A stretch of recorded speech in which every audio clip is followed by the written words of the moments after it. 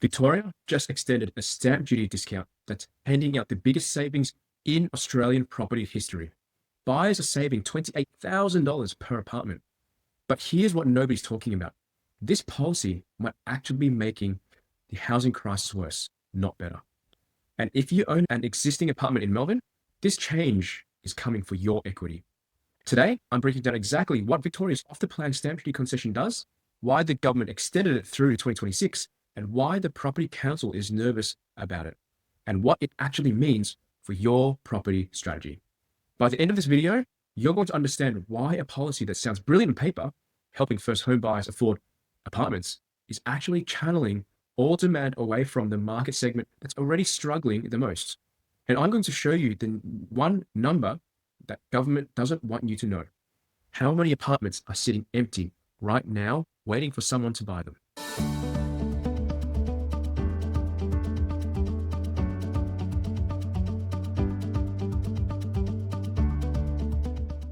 Welcome back. I'm your host, Aaron, and every week we break down what's really happening in the Australian property market.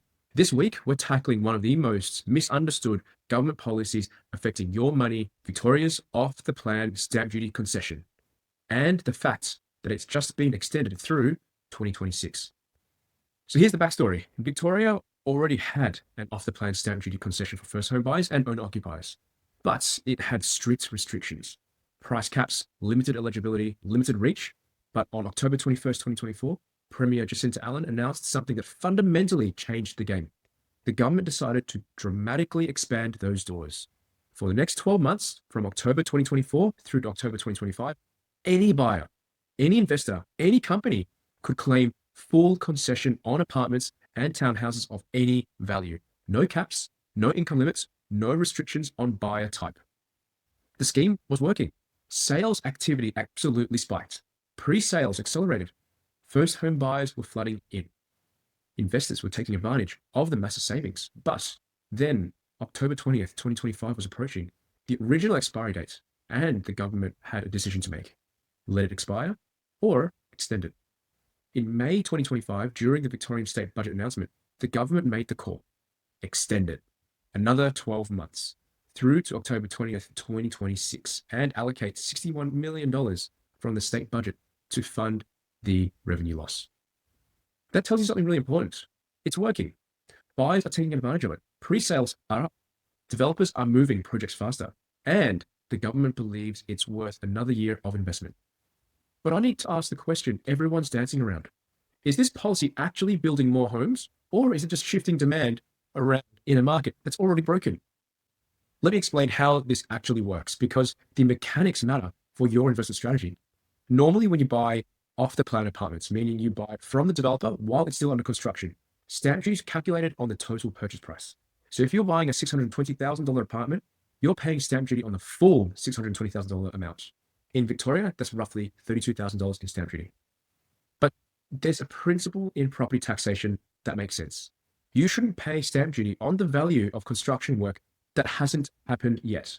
The developer hasn't finished the building. Why should you, as a taxpayer, as the buyer, pay tax on that unfinished work? It's a bit like paying sales tax on a car that hasn't even been assembled yet. So Victoria introduced a concession. When you're buying off the plan, you can deduct the construction costs from the purchase price before stamp duty is calculated. The construction value is removed from the taxable amount. Here's where it gets important. Because October 21st, 2024, this concession was restricted. Only first home buyers and owner occupiers could use it.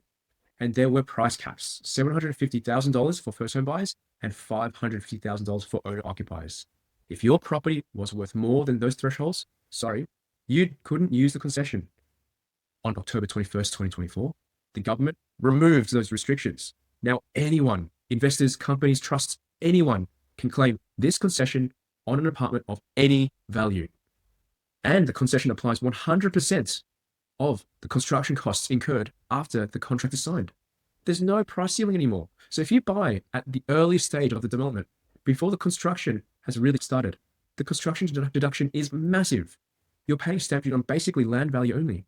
A buyer who purchases a $620,000 apartment before any construction starts might only pay stamp duty on $120,000, which is the land component. That's $4,000 in duty instead of $32,000. a $28,000 saving on average. The government allocated $61 million in the May 2025 state budget to fund this concession through to October 20th, 2026. Let me repeat that. They're spending $61 million of taxpayer money, your money, to reduce stamp duty revenue for 1 year. This tells you that the government is committed to stimulating off-the-plan apartment sales. They're using public money to do it, and they've extended it because they believe the policy is working. But the real question is, working at what and for whom? To understand whether this policy is good or bad, we need to understand the problem it's supposed to solve. Victoria, and Melbourne in particular, is in the grip of an apartment supply crisis that's actually worse than most people realize. Let me give you the numbers because they are shocking. In 2024, Melbourne completed 4,246 new apartments. In 2025, Melbourne is on track to complete fewer than 1,500 apartments in the inner city alone. We're heading towards the lowest year of apartment supply since 2008. To put that in perspective, between 2016 and 2021, Melbourne was completing over 7,000 apartments per year on average. Now we're looking at 1,500. That's a 79% collapse in annual supply. Why? 3 reasons. First, construction costs have jumped 30% since the pandemic. Developers need to charge significantly more per apartment to achieve the same profit margin. Second, we have a severe shortage of skilled labor in construction. There simply aren't enough workers to build faster, even if developers wanted to.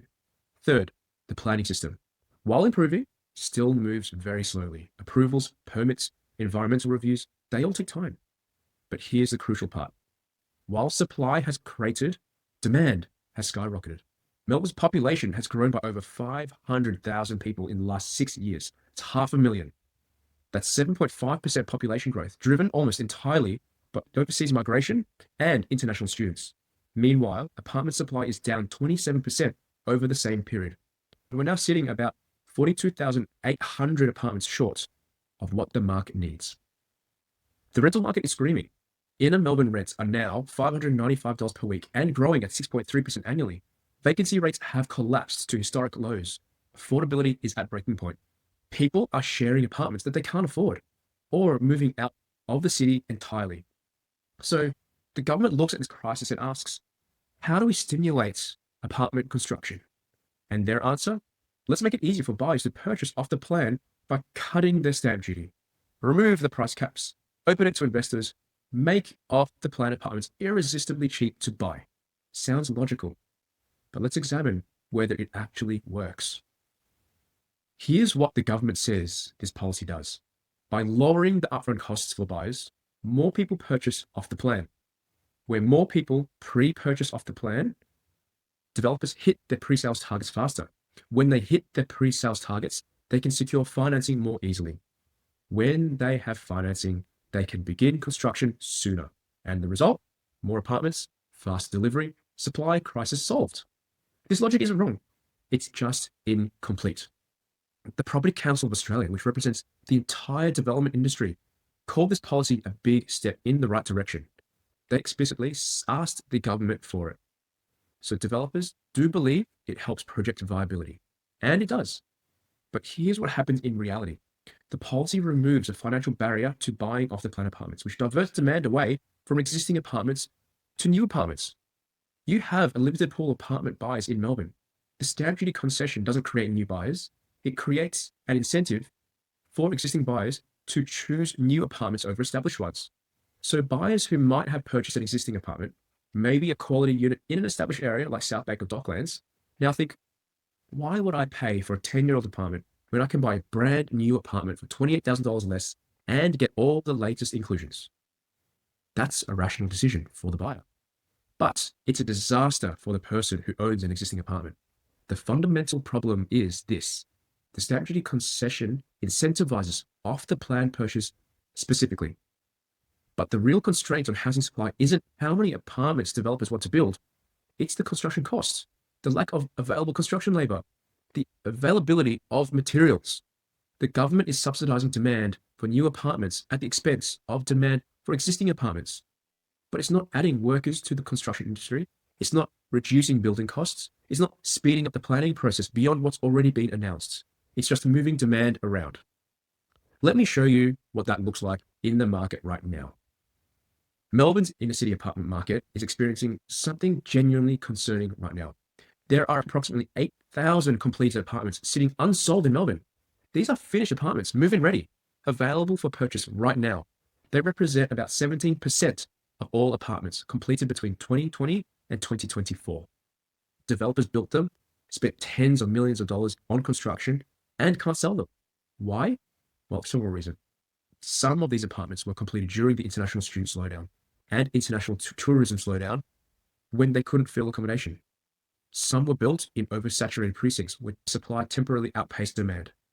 And some are simply unaffordable relative to the market's perceived value. They're sitting empty, depreciating, costing developers and their financiers money every single day. But here's what the stamp duty concession does. It makes off-the-plan apartments more attractive than ever. A buyer can now get a brand new apartment with modern fixtures, warranty, smart home inclusions, and lower stamp duty costs.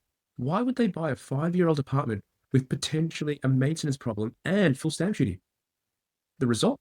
Existing apartment owners are getting squeezed. Inner Melbourne apartment values have actually declined. According to Urban Property Australia's Q3 2025 data, inner Melbourne apartments remain lower in value than what they were 12 months earlier. One-bedroom apartments are down 1.3% year on year. Two-bedroom apartments are down 0.2%. Three-bedroom apartments are down 3.4%. Meanwhile, off-the-plan apartments, particularly new ones, command a significant premium over existing stock. There's a price gap opening. New is being valued at a premium, but existing stock is being devalued, and that gap is widening. For owner-occupiers, this is frustrating. For investors who bought apartments expecting capital growth, this is becoming financially serious. You're watching your equity compress while watching brand new apartments outperform your investment. The transaction activity tells the story. In the first 9 months of 2025, Melbourne's inner city recorded 5,200 apartment sales, a decade high. Most of those transactions are shifting from existing apartments to new off-the-plan apartments. The Property Council's data shows that off-the-plan purchases are accelerating, particularly among first home buyers and investors responding to the $28,000 saving. So yes, the scheme is working. Buyers are chasing it. Pre-sales are up, but supply of new apartments is still falling because the constraint isn't demand. It's construction, capacity, and costs. Here's the uncomfortable reality. The stamp duty concession doesn't solve the housing supply crisis. In fact, it might actually make it worse in the long run. Let me explain why. The binding constraint on apartment supply in Victoria is not by demand, it's construction costs and construction capacity. When construction costs rise 30%, developers need to charge 30% more to achieve the same profit. When there aren't enough construction workers, apartments take longer to build, and overall annual supply falls. When materials are scarce and expensive, construction delays multiply. The stamp duty concession addresses none of these problems. It doesn't lower construction costs. It doesn't hire more workers. It doesn't speed up the planning process. It doesn't manufacture more construction materials. It just makes off-the-plan apartments more attractive to buy. What it actually does is shift demand from existing apartments to new apartments, and it costs the government $61 million per year in foregone revenue. That's $61 million the government could have invested directly in construction worker training programs and apprenticeships, funded planning systems improvements and streamlined approvals, subsidized construction costs for specific development categories, funded build-to-rent projects that address affordability head-on, invested in manufacturing capacity construction materials. Instead, it's using $61 million to effectively subsidize new apartment buyers at the expense of existing apartment owners. Now, I'm not saying the policy is stupid. The developers asked for it because it does help project viability at the margin. And at the margin, it might unlock a few projects that wouldn't otherwise have proceeded. So supply might increase slightly. But the scale of the impact is small relative to the size of the problem. Melbourne needs to solve a 52,800 apartment deficit. This policy might unlock a few hundred apartments over 12 months. It's a helpful policy at the margins, but it's not a solution. It's a band-aid on a much larger wound. The real solution would be to address construction costs, labor shortages, planning delays, and material scarcity. Those are the actual constraints on supply. Until the government tackles those, and the October 2025 planning reforms go some way towards this with faster approvals, apartment supply in Victoria will continue to fall, regardless of how attractive the off-the-plan purchase become. Let me break down what this policy actually means for your situation. I'm going to cover 3 scenarios. Scenario 1, you're a first home buyer looking to buy an apartment in Melbourne. This policy is genuinely good for you. You can save $28,000 on stamp duty by buying off the plan. The apartments are new, they have modern inclusions, come with builder's warranties, and you're getting excellent value. The downside? You're locked into a specific development and construction timelines can slip. You're also betting that the apartment will be worth what you pay for it when construction completes in 2, 3, even 4 years. Off the plan can be risky if the market moves downwards. But in Melbourne's supply constrained market, that risk is relatively low right now. The stamp duty concession is a genuine win for you, so use it wisely. Scenario 2, you own an existing apartment in Melbourne. This policy is inherently bad for you, at least in the short term. You're facing downward pressure from the diversion of buyer demand to new off-the-plan apartments. Buyers are choosing new over established. Your equity is being compressed. You're watching 8,000 completed apartments trying to sell in competition with shiny new off-the-plan options. The good news? This won't last forever. The concession expires on October 20th, 2026. When that happens, the incentive disappears. When that happens, buyers will reconsider established apartments. And because supply of new apartments is falling so dramatically, established apartments will eventually be more scarce and more valuable. But for the next 10 months, if you're planning to sell, you'll face a softer buyer pool. You might want to hold and wait out the extension period. Scenario 3, you're an investor deciding whether to buy off the plan or established apartments. And you need to think long term. If you buy off the plan, you get the $28,000 stamp duty saving. But you're betting on the development completing on time and the apartment appreciating in value. If you buy established, you pay full stamp duty, but you get an immediate yield, an existing depreciation schedule, and less execution risk. The stamp duty concession makes off the plan more attractive on the pure numbers, but it's temporary. It expires on 20th of October 2026, less than 10 months away. So factor that into your calculations. If the property only makes sense because of the stamp duty saving, it's not a good long-term investment. But if it's a quality development in a quality location and the stamp duty saving is just the icing on the cake, then it's worth considering. So zooming out, this policy reveals something important about how the Victorian government thinks about the housing crisis. They believe the problem is demand side. Buyers can't afford to enter the market because of upfront costs like stamp duty. So the solution is to remove those costs and let the market do the work. Make it cheaper to buy off the plan. Stimulate sales. More sales lead to faster construction. Faster construction leads to more supply. But Victoria's real problem is supply side. We're not building enough apartments to match population growth. The constraint is construction labor, construction costs, material scarcity, and planning delays, not buyer affordability or buyer appetite. There's clearly demand. There's 52,800 apartments worth of demand sitting right now. But the problem is we can't build them fast enough. The government should be asking, how do we reduce construction costs? How do we attract and train more construction workers? How do we speed up planning approvals? How do we increase material availability? Instead, they're asking, how do we make it easier for buyers to purchase off the plan? It's addressing the wrong problem. Now, none of this is to say the policy is bad, and it's not. It helps at the margin. Developers support it. First home buyers benefit, but it's not a solution. And for existing apartment owners, it's actively creating short-term headwinds. The honest truth, Victoria has made an ideological choice. They've decided to subsidize new apartment buyers at the expense of existing apartment owners, rather than tackle the structural issues in construction and planning. That October 2025 planning reform announcement, the biggest overhaul in decades, is a step in that direction. But the stamp duty concession is moving in the opposite direction. That's a policy choice. It has winners and losers. I'm just making sure you understand which group you are in.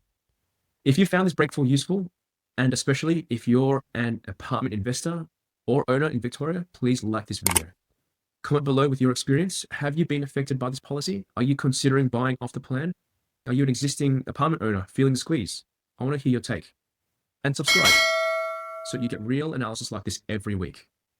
Here's what I see a lot of people getting wrong about the Melbourne apartment market right now. They're chasing off the plan deals without understanding the long-term implications of existing stock. or they're holding existing apartments and not realizing this policy window is temporary.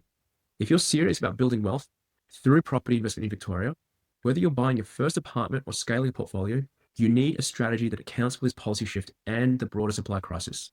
That's exactly what we help you at Investor. We've worked with hundreds of Victorians to navigate this exact market moment, identifying which developments are worth buying into, which suburbs are about to see price shifts, understanding which offers real yield versus which are just cashing in on the stamp duty discount, and how to position your portfolio before the market moves. If you want to book a call to discuss your situation, whether you're an existing apartment owner trying to understand the headwinds you're facing, or a buyer trying to work out whether off the plan is right for you, the link is in the description. Let's talk through your strategy and make sure you're making the right decisions based on data, not the hype.